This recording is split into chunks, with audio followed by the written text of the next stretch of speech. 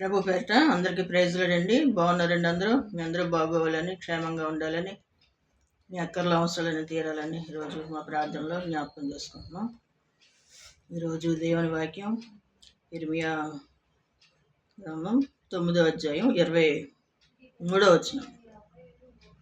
యెహోవా ఇలాగ సెలవిచ్చుచున్నాడు, జ్ఞాని తన జ్ఞానమును బట్టి, సూర్యుడు తన శౌర్యమును బట్టి అతిశయింపకూడదు, ఐశ్వర్యవంతుడు తన ఐశ్వర్యమును బట్టి అతిశయింపకూడదు.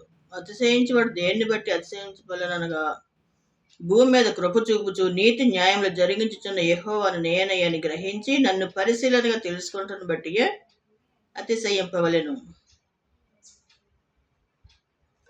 జ్ఞానం ఉందని అతిశయించకూడదు, ఆస్తి ఐశ్వర్యాలు ఉన్నాయని అతిశయించకూడదు. దేన్ని బట్టి కూడా అతిశయించొద్దని చెప్తున్నాడు. దేన్ని బట్టి అతిశయించాలి? భూమి మీద కృప చూపుతూ నీతి న్యాయములు జరిగించుచున్న యెహోవా దేవుడు ఆయనే అని మనం తెలుసుకున్నప్పుడు జీవము గల దేవుని మనం కలిగి ఉన్నామనే సంతోషము అతిశయము కలిగి ఉండాలి. కాబట్టి దేన్ని బట్టి కూడా అతిశయించకూడదు. కొందరు గుర్రములు బట్టి రథములు బట్టి అతిశయిస్తుంటారు. మనమైతే మన ప్రభు జీవము గల దేవుడని, పరిశుద్ధుడని ఆయన్ని బట్టి మనం అతిశయించాలి, సంతోషించాలి. దేవునికే మహిమ కలుగును గాక. దేవుని కృప మీ అందరికీ తోడై ఉండును గాక. ఆమేన్.